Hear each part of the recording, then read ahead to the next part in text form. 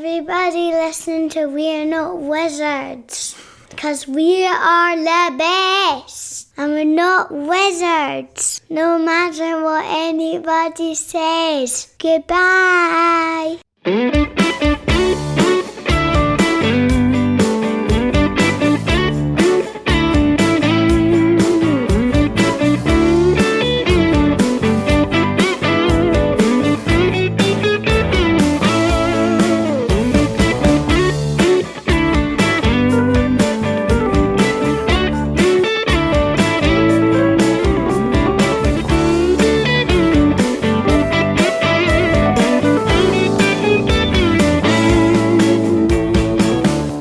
Achroma card game review: The Siege of Draco Temple, The Fall of Flutterby, from Realm Runner Studios.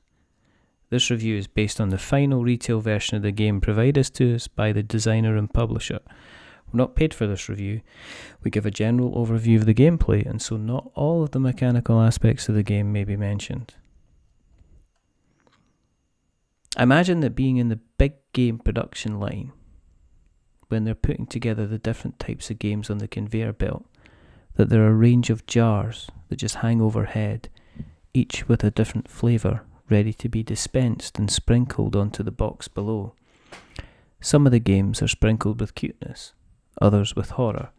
Some are covered in the sci-fi and space dust. On others, the dust is crunchy, and some is simply a sweetener to make things go down easily. Sometimes the jar misfires and the dust floats down but doesn't quite take, and other times there's an abundance which drowns the poor game in just a little bit of too much flavour. With Achroma from Realm Runner Studios, you get the feeling that they made sure that their series of games were stocked right under the charm jar, because as soon as you start to open the box and gaze on the first couple of cards, you can't help but smile. There's a huge amount of Studio Ghibli that resonates from the cards that you go through them. From the simple item cards with their strong line work, to the main character cards with the spot UV effects. You'll be forgiven if you thought that this was a card game based around one of the much loved IPs from the animation studio. Achroma is all about the ebb and flow between two powers, the dark energy of the Chrom and the life-giving Chroma. Both are fighting to control the 5 realms and secure its future one way or another. You do this by reducing your opponent's shard value to 0 or increasing your own to 30.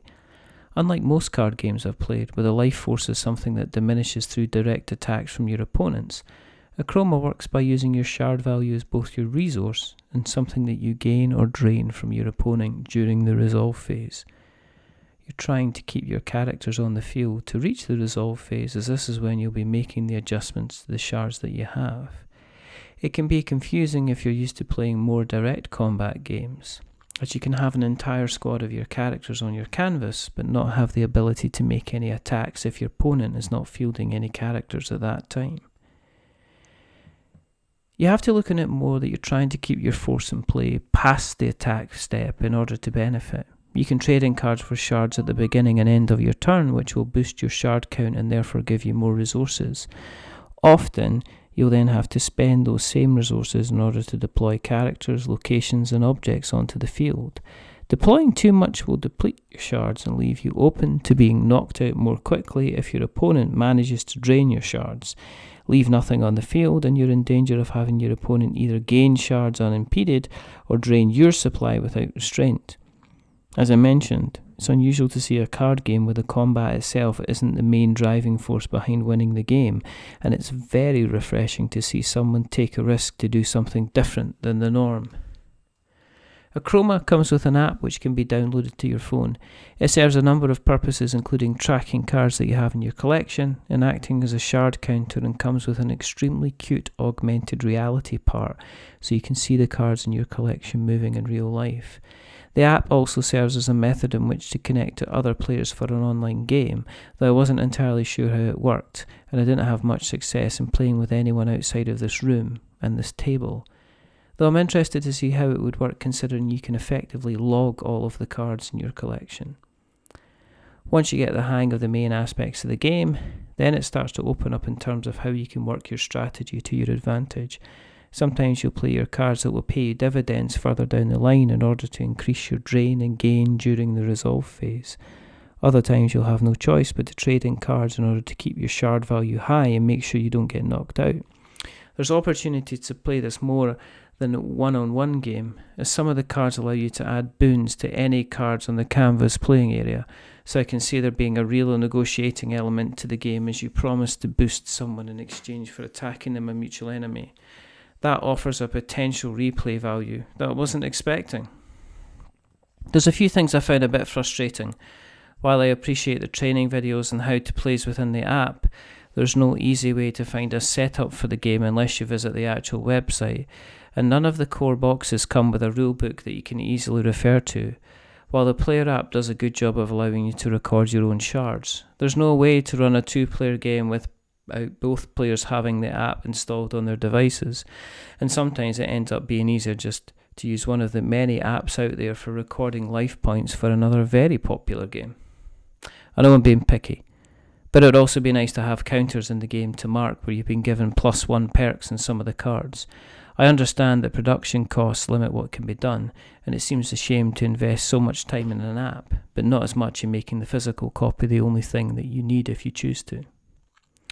I'm very impressed with the styling on each of the individual decks. I was given the chance to sample both the Siege of Draco and the Fall of Flutterby, and the art on both decks is simply delicious. There's a visual contrast between the Achroma and Achroma decks in terms of their vibrancy, and the clarity and line art of both is like looking at still frames from an anime series. You can argue that it maybe doesn't reach the depth of artwork that you might find on a Magic deck, but it stamps an identity on the Achroma range that would make it easy to identify. This in itself is extremely important when you're entering into such a tricky market.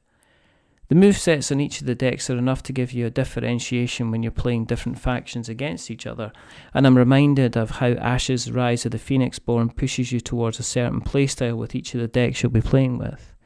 The chance to build and mix your own deck is an also interesting and worthwhile investigating further. There's a clear difference between Draco and Flutterby that you'll notice as soon as you start looking through the respective decks. Achroma's biggest issue is the big huge magic elephant in the room, and the TCG, CCG, LCG and all the other CGs occupying a fairly crowded space. I'm a fan of card games. I've become a fan of Achroma. There's a friendly and committed community Discord helping Achroma to grow. Realm Runner Studios are setting out their stall on this one. They're planning to release new decks on a regular basis, with plans to allow card trading and build a tournament scene both off and online. I'm hoping that enough people pick up a deck and just give it a go, as it'd be a real shame for something which has this amount of care, work and charm just rumble along before it unfortunately fades like others before it. There's a lot to like here. Try something different and look as charming as it is. A pleasant surprise that deserves a lot more eyes on it.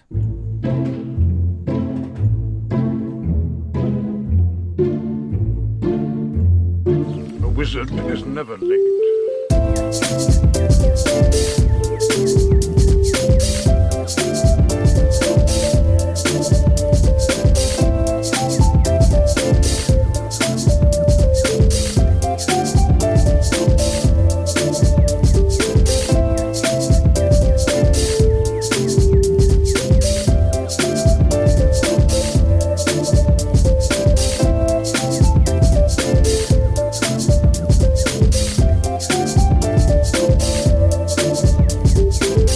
Nor is he early.